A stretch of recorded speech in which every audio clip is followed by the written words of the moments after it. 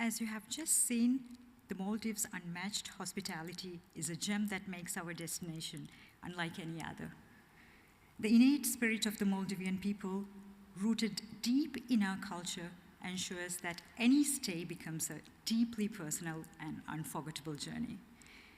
Allow me to extend my warmest greetings to everyone present today at the Maldives seminar, the next chapter of Maldives Tourism Berlin edition.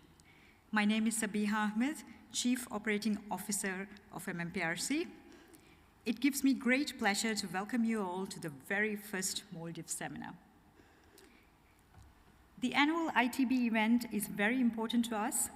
We value the chance to share our journey with you, those who communicate our message with the world and with potential travelers looking for their next dream destination. I can assure you, no matter which type of traveler, that perfect vacation that they're searching for can be found in the sunny side of life.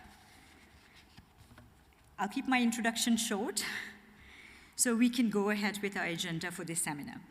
We'll first hear from His Excellency Tariq Ibrahim, Minister of Tourism and Environment, speaking on the important initiatives, continued efforts of the government, and tourism master plan strategies.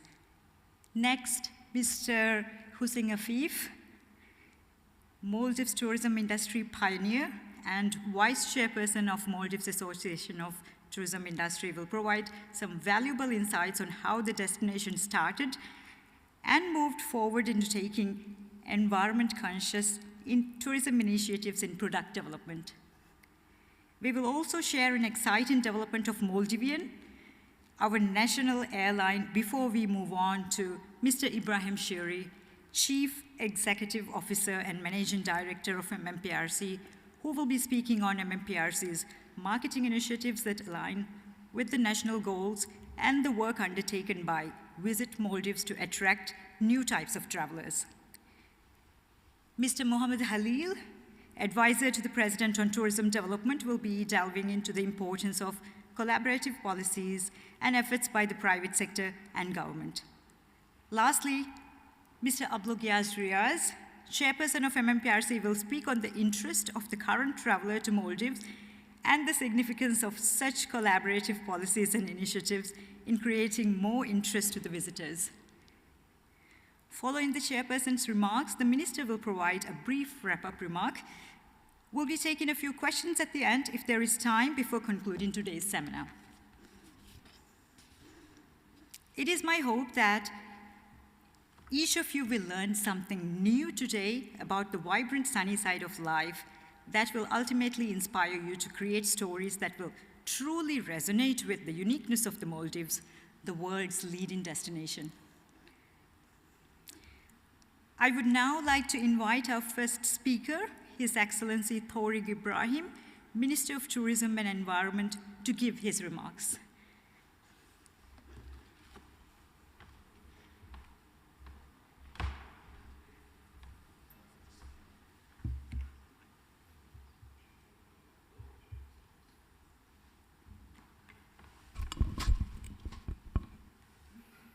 Distinguished guests, ladies and gentlemen, a very good afternoon to you all. First, I would like to welcome all of you to this event. The vibrant tourism sector in the Maldives has recently passed its 50th year in 2022. This is much that we have achieved and much we have learned in the past half a century. It is with these lessons, these experiences, that we need to look to the future. And this is precisely why we named this event the next chapter of Maldives tourism. Tourism has been the driver of our remarkable economic growth and development. When tourism began in 1972, we received about 1,000 tourists annually. Mr. Afif, who is one of the pioneers of the tourism industry in the Maldives, will very well recall how this developed and the remarkable speed at which the industry developed as well. The past year this past year, we welcomed over 2 million tourists, quite a number once you consider that our population is less than 500,000. And this year, we have set a target of 2.3 million tourists. Achieving this target will require strong cooperation between the public and private sector. The administration of President Dr. Mohammad Muiz is committed to facilitate a conducive investment and operating environment for the tourism industry. To this end, we are exploring the required regulatory framework reforms and strengthen institutional mechanisms to better cater to the industry needs. We are also establishing and upgrading infrastructure services that can support the tourist industry and local economies. A key highlight of this would be the opening of the new terminal at Welana International Airport that can cater to 7 million passengers annually. The opening of the upgraded international airports in North and South would also greatly benefit the development of tourism in these regions and by extension, local economies and livelihoods. The success of tourism industry in the Maldives is indeed a testament to the government-industry partnership. At the policy level, successive tourism development master plans have guided the sustainable growth of the industry. Currently, we are at the 5th tourism master plan. It sets the long-term direction to retain Maldives as a globally competitive destination. We aim to provide the world's best tourism services and memorable experiences to visitors while ensuring the industry can bring substantial and lasting benefits to the community, the workers in the industry, and the tourism and related businesses. We also recognize that our guests today are not the same as those who visited us decades ago. If we want to maintain our position as a world-class destination, we must ensure that every stage of the traveler's journey, from the moment they first think of visiting to when they arrive, experience our country, and finally depart, is effortless, immersive, and as unforgettable as the Maldives itself. We need to harness developments in technology not just to improve efficiency, but to build a tourism industry that is resilient, competitive, and future-ready. As the Minister of Tourism and Environment, I would like to remiss of me not to speak on the topic in the context of tourism development. Our natural environment and biodiversity remains the foundation of our tourism industry. Safeguarding this is in the interest of all. Yes, everywhere else in the world, we also do have a lot to improve. But I'm proud of how our tourism industry has centered environmental conservation. We will be working more on this in the future, exploring various modalities to celebrate, enhance, and strengthen these efforts in partnership with the tourism industry. Before I conclude and hand over to the next speaker, I would like to thank you once again for joining us here today. And if you have not visited Maldives, why not do so this year? Thank you.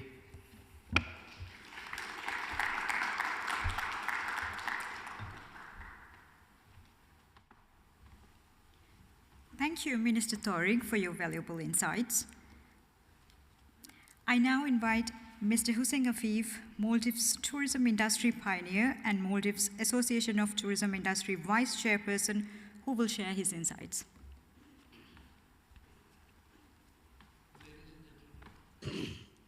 Yeah, I have too much things to say and too little time for it, But I'll just try to run you down 50 years shortly. Well, the first tourists came to Maldives in 1972, and this has been told many times, but I must say I had the privilege of meeting the first tourists who got down from the aeroplane, and I can tell you, we didn't need passports at that time, so we went through very fast.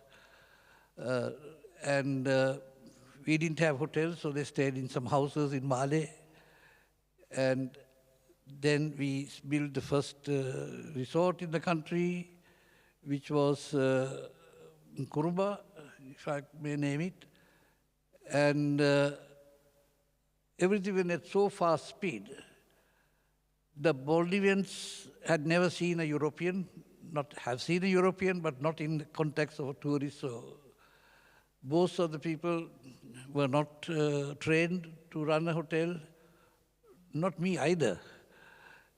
And so it was all on-the-job learning. So from the top to the bottom of all the employees, everybody was learning on the job. And I think we have to give some credit to all these fantastic young guys who learned, but we had one thing in common, and that was to be of service and nice and kind people by nature. The Maldivians were like that. So we had all the tourists going back to their country very, very happy. We didn't have all these foods that we may have now, no salads and nothing, no meat, it was only fish. So, and then most of the tourists who came were going diving most of the time. And then they slept in very primitive rooms, which had water coming from the ground. So every island has a water table where we were taking water, pumping water onto a high tank, and then from there it went down to the rooms. So, and then due to pumping, all this water became saline, so it became salty water after some time. And then we had to go through this. And so that was how it all started. But we had happy tourists, I can tell you. And these happy tourists evolved and evolved all because of the nature of the people and kindness and everything. And they came. So, and then the next year started, and we were talking about developing fresh water. So we got a freshwater plant in the early 80s, the first freshwater plant. So we were able to give the tourists fresh water. Then we had air conditioning fixed, so which was very, very good. The tourists liked that.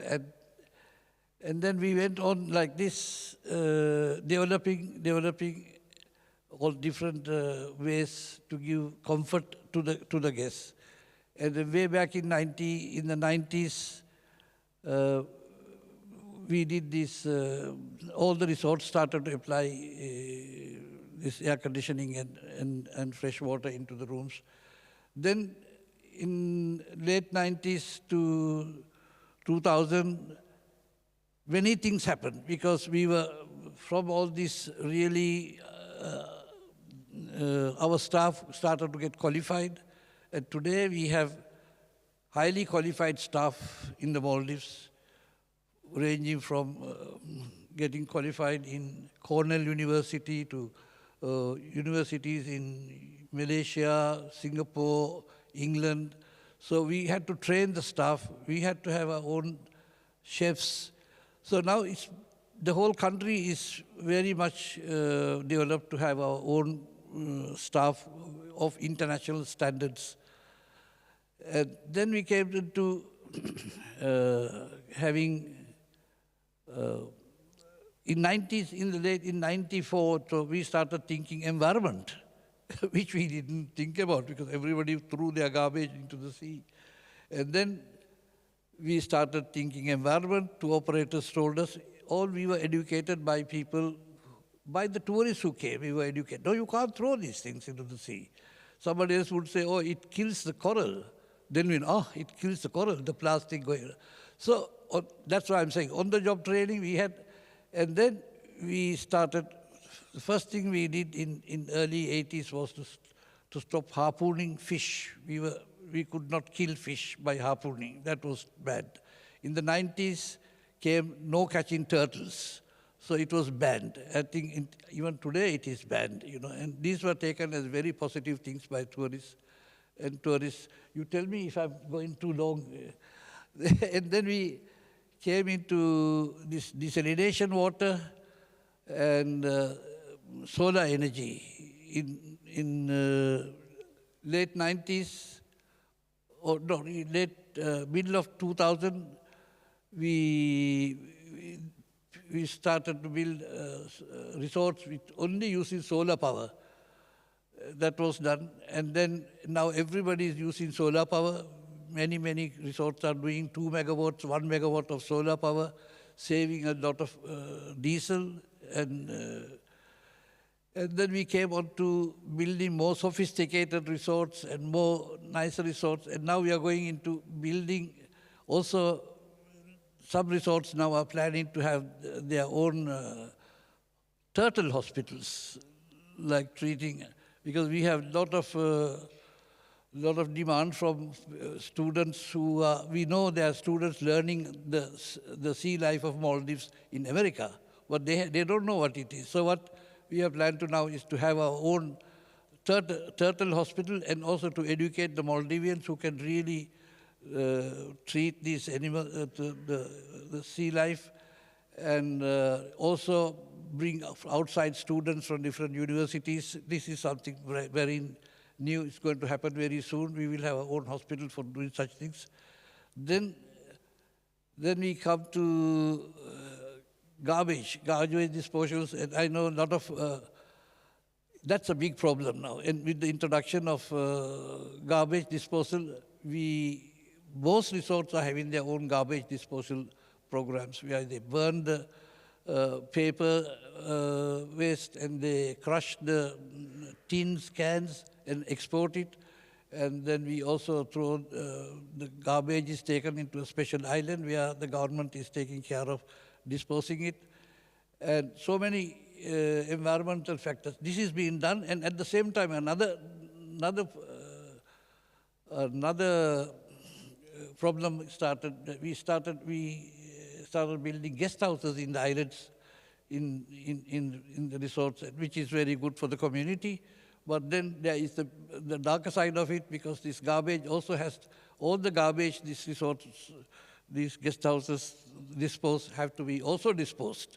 So we are working on it very much, and at the moment I know a lot of private sector people are also helping islands to do the same thing that is done in the resort, so to get that they can get rid of this garbage as well. So it's lots of things happening, and up to now, like I say, we are on the learning curve, and and we are doing our best to save the country, the world, and us all. Well, that's about it, I can say. Thank you.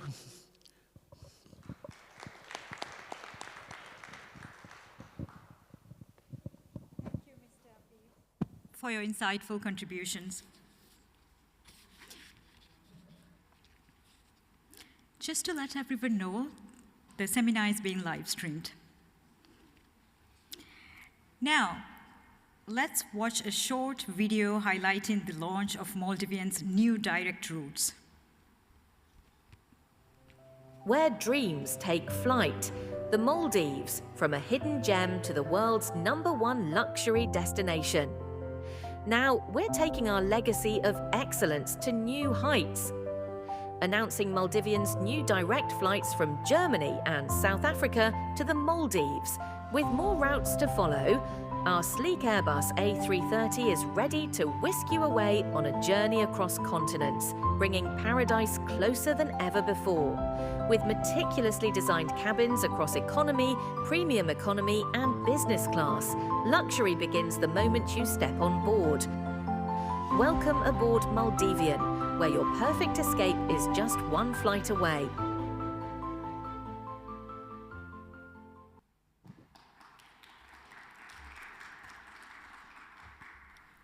What a fantastic development. This new route by Maldivian will undoubtedly strengthen the ties between the Maldives and Germany, opening up new avenues for tourism and trade. Next, we welcome Mr. Ibrahim Shuri, CEO and MD of MMPRC, who will share the marketing initiatives of MMPRC. Thank you, Sabi.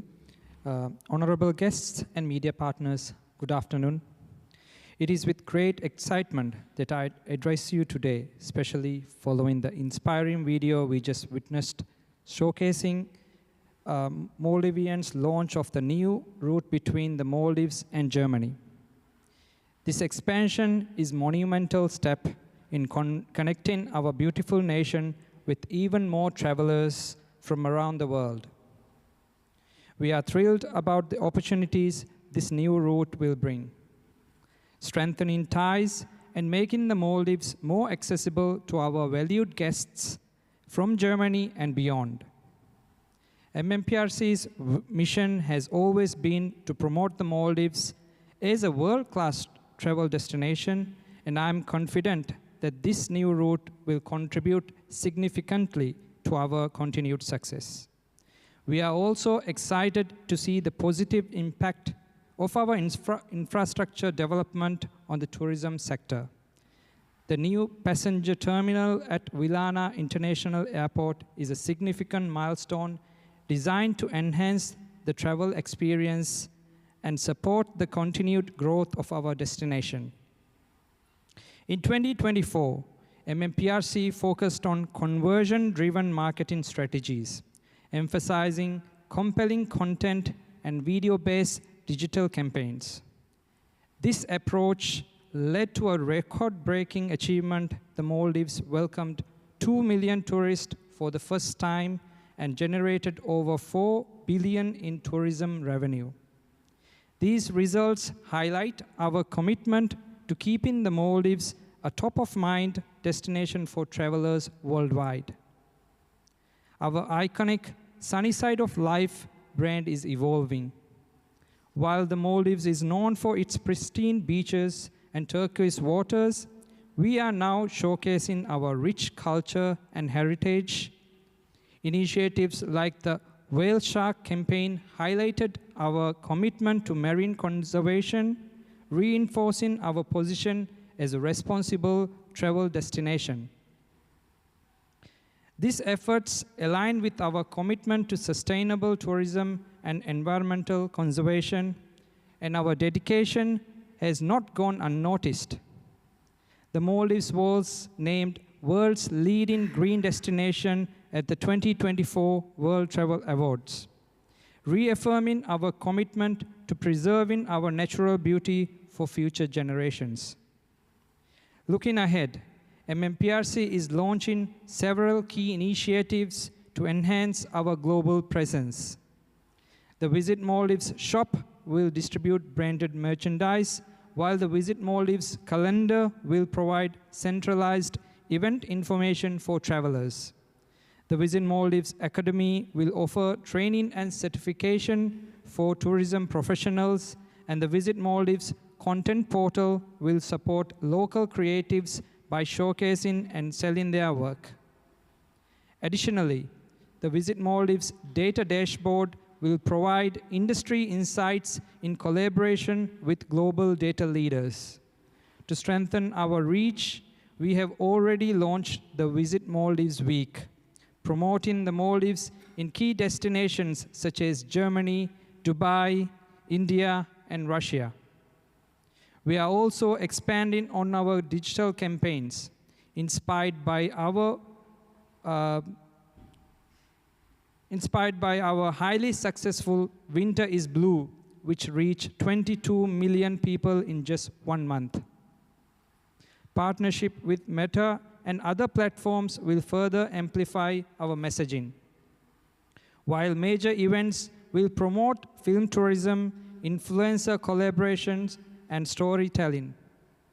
Our captivating advertising campaign at the 75th Berlin International Film Festival in February this year is one of the initiatives under these efforts.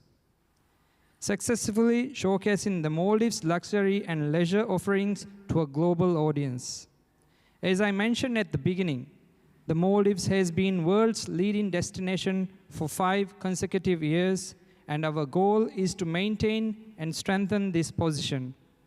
With our dedication to innovation, sustainability, and cultural tourism, MMPRC will continue to elevate the Maldives on the global stage.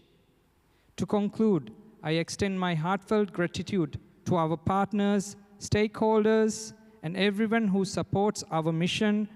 Together, we will ensure the Maldives remain the ultimate dream destination for travelers worldwide. Thank you.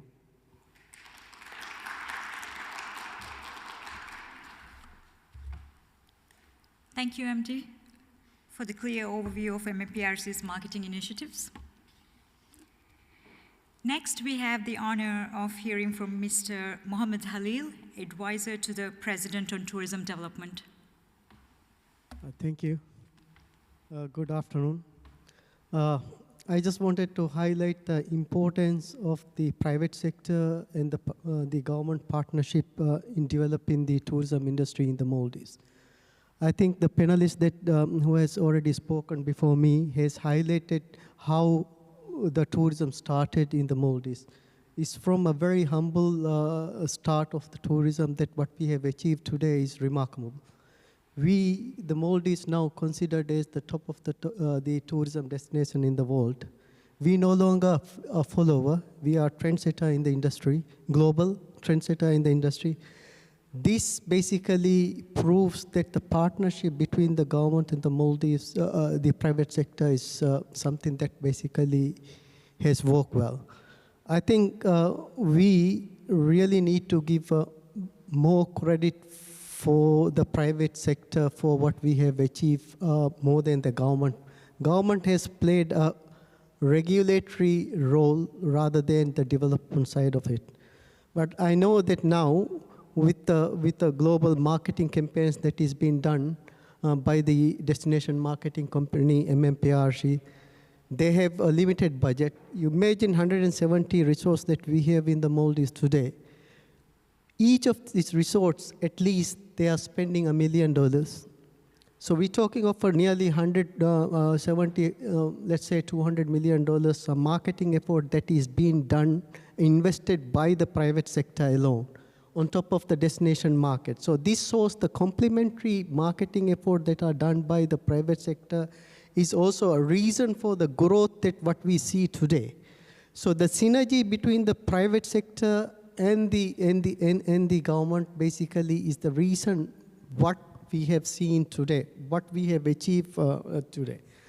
I think in terms of the going forward to develop the tourism into faraway places, more remote parts of the Maldives, the government is expanding the domestic and the international airports, both north and south, and the government also plans to increase the bed capacity to make this specific area of the Maldives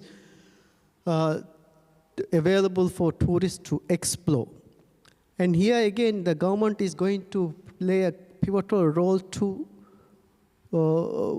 bring a policy that is required for the investors to come and attract this one. So it is the private sector again who really put the money in this part of the Maldives and who will basically help us to increase the arrival, who is going to increase the employment. Employment is a critical thing for the destinations, for the Maldives, in order to improve our economic growth. So I think the partnership and the synergy between the private sector and the government is a key element for the development of the nation and to provide a better life for every Maldivian. So that basically what I wanted to say. I think, thank you.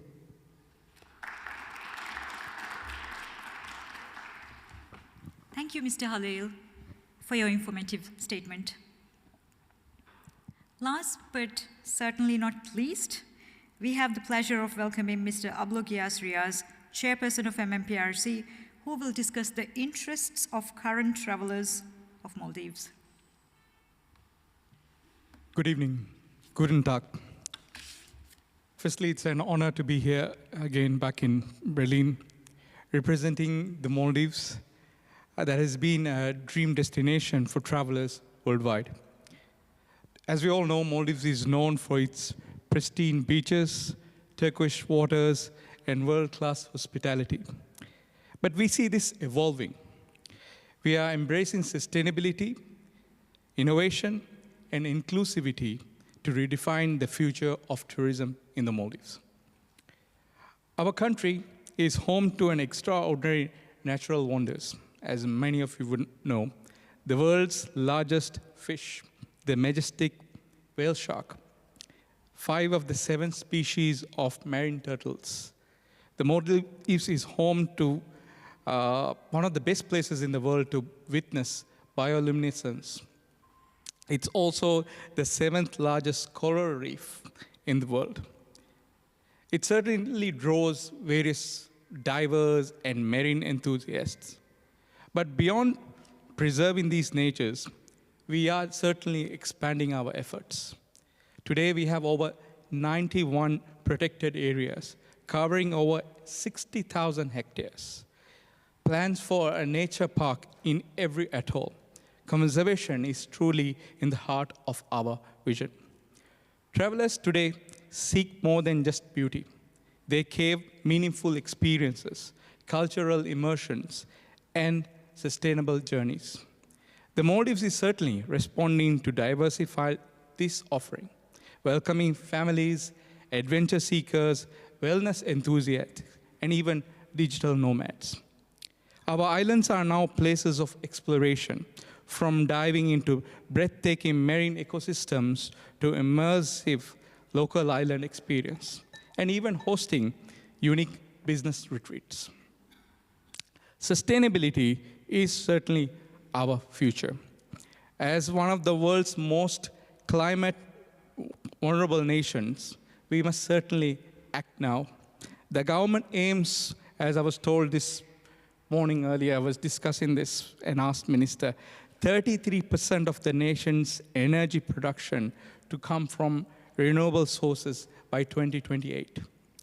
This is certainly backed in the Maldives Energy Act, I was told.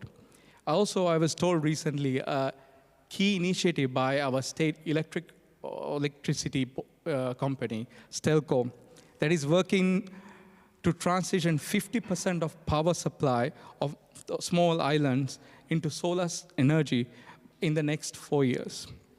By the end of the current term, they aim to provide 12 hours of solar-powered electricity across all these islands. Currently, if you look at a current island called Vavu Rakidu, where diesel generations, I was told, or diesel generators now remain off for almost 22 hours a day, proving that this is certainly possible.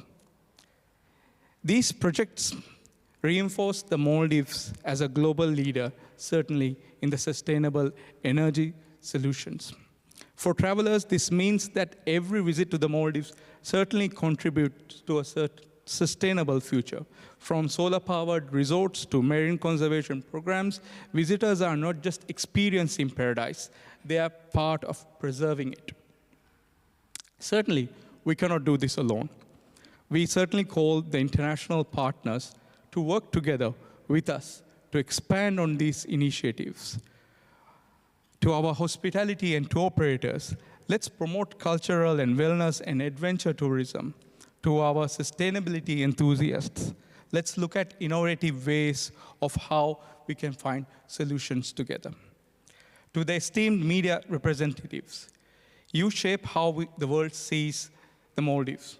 Your stories inspire millions, and we invite you to highlight not just our iconic beaches, but the communities embracing it, and the sustainability of our islands. The marine biologists that's protecting our reefs, the artisans preserving our heritage. Maldives is not just adapting to this changing tourism climate. We are trying to lead it, as Mr. Halil mentioned. We are setting new standards in sustainable tourism, renewable energy, and experiential travel. But to achieve this potential, we must all work together. And I invite you all again to join us in this endeavor. Thank you. We look forward to welcoming you to the sunny side of life.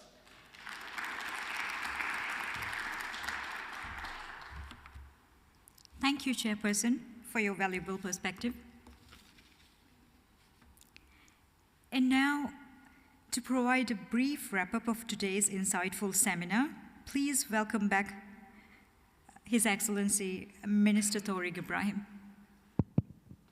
Thank you. I think we have all spoken and it was brief, as you know, so I don't think I should again wrap up this, but I just wanted to highlight and just to correct one of the statements which Mr. Abdullah has made.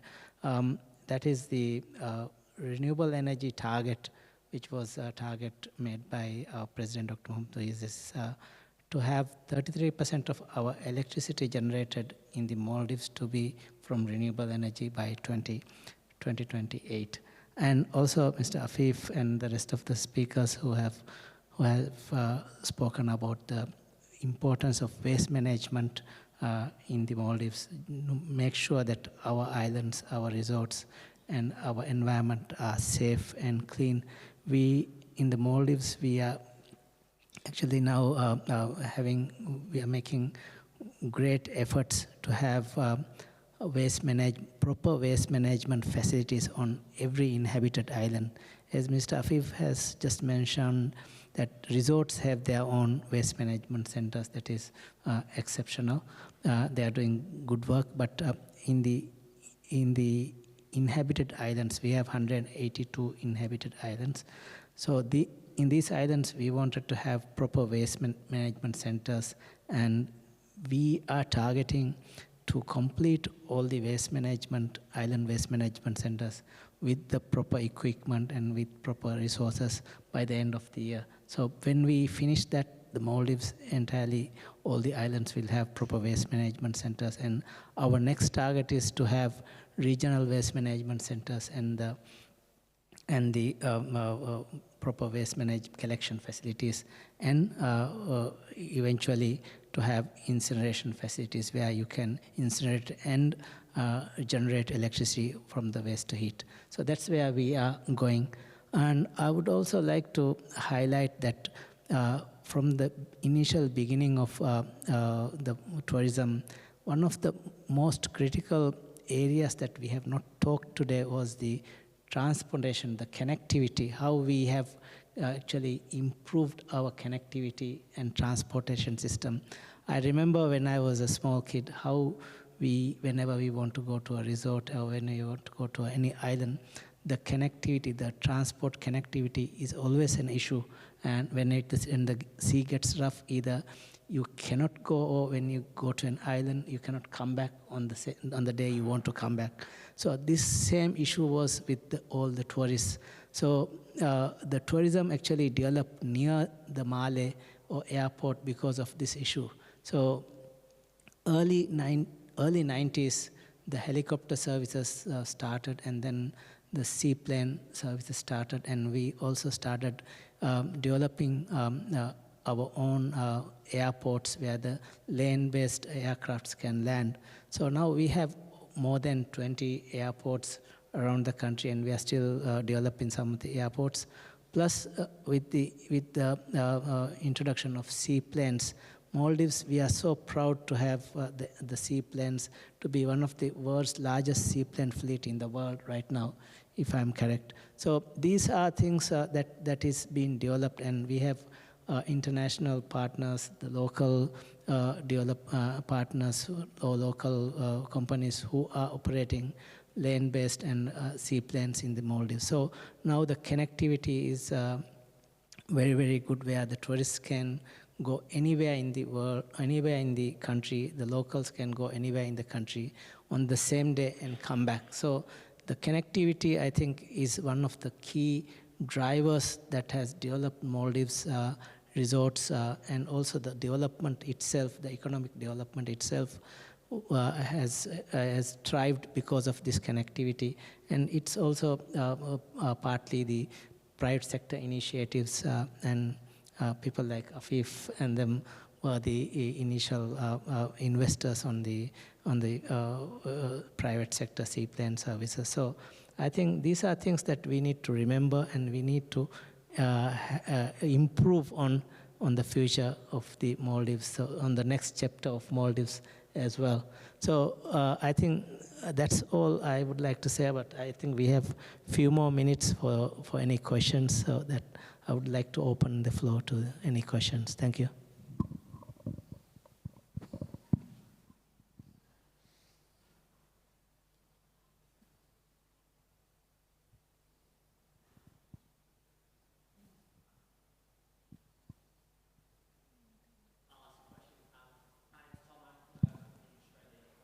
Luxury Escapes. Thank you.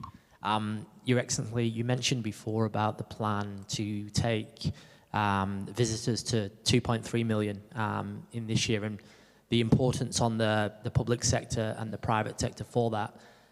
And this is a question to everyone. How much importance do you put on partners such as businesses like ours in Australia and other tour operators in helping you get to that lofty goal of 2.3 million?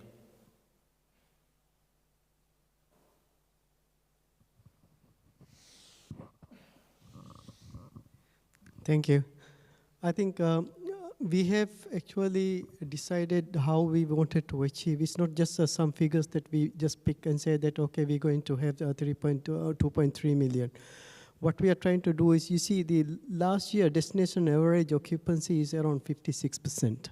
So that means 44% of the beds is not being used. That's year-round occupancy. There are markets where they travel during certain period of the time. Australia, just for the sake of argument, is a very good market for us to tap into summer.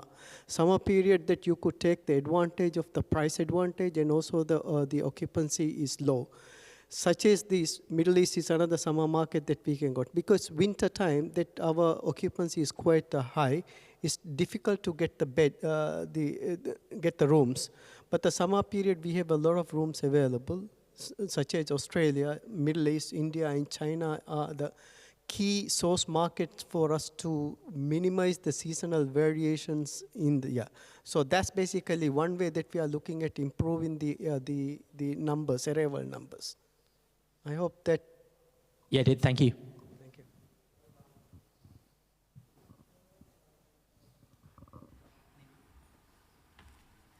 Any more questions?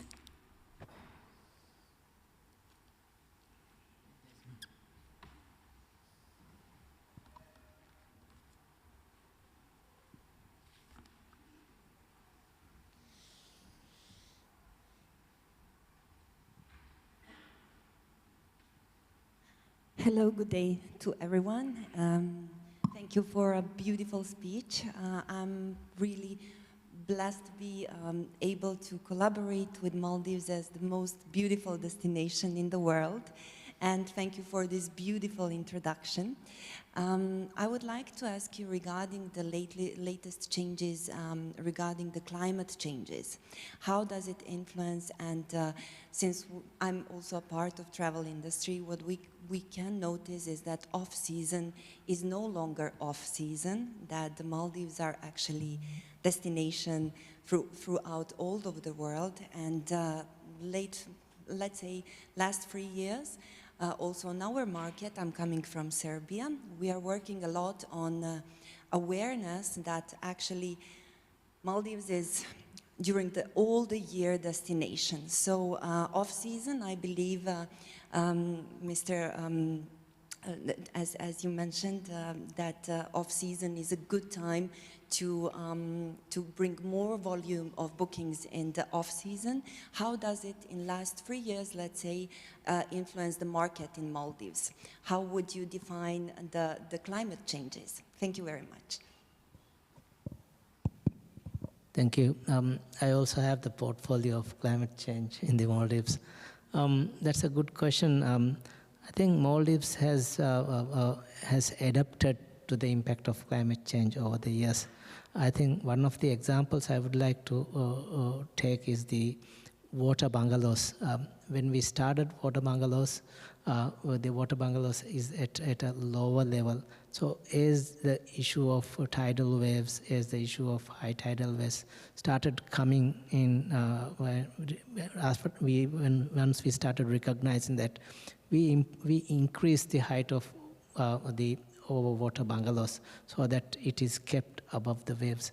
Similarly, like the bungalows, previously the bungalows and the on land was at about 5 to 6 inches above the water, land level, ground level.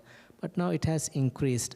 All our infrastructure in the resorts, let's say the power plant, powerhouse, and the incinerators, the transformers, they are elevated at a higher level, about 1 meter. So we are adapting to the impacts of climate change. Maldives, everybody, every island adapts to the impact of climate change. We are there to stay in Maldives. We will adapt to the impacts of climate change. We are not going to move anywhere else. We will fight against climate change. We will adapt. And now the new resorts that are coming up, some of the islands are being artificially created that are at a higher level than the normal island level. So it's some islands are at 2 meter level, so that the impacts of climate issues such as high tidal waves, those are actually, we can actually reduce the impact of climate change due to any high tidal waves. So we are very adaptive people, Maldives. Over the last 4,000 years, we have adapted, and we will adapt on the future as well. I think maybe somebody else can talk about the numbers. I just wanted to highlight a small thing. You see, the low season and high season actually has nothing to do with the weather in the Maldives. It's basically what's happening is 70% of the arrival still is contributed from the European market. Europeans have a tendency to travel during winter and then less during summer period, because you can basically visit within the Europe. So we are kind of a victim of the global, the environmental issues, but we're trying to adapt it. I just wanted to highlight that part of this. The summer period that we call is nothing to do with real weather. I agree with you, it's a year-round destination. Thank you.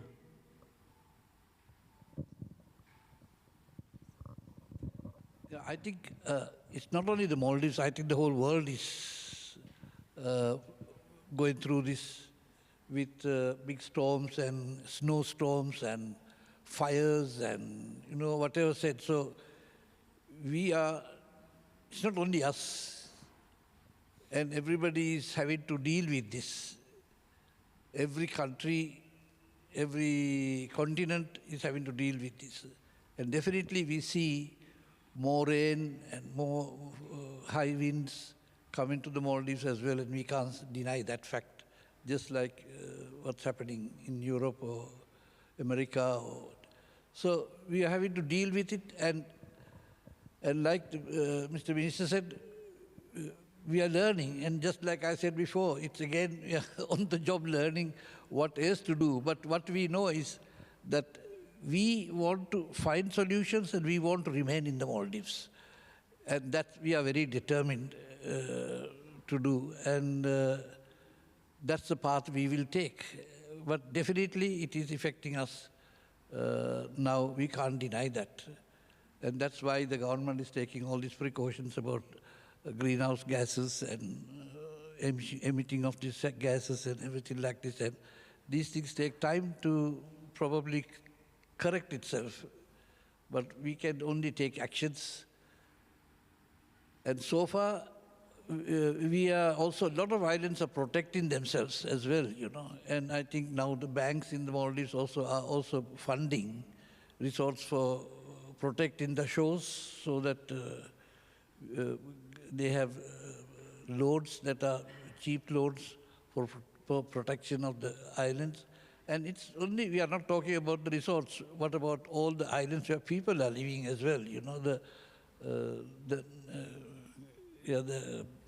fishing islands, or the natives are living. So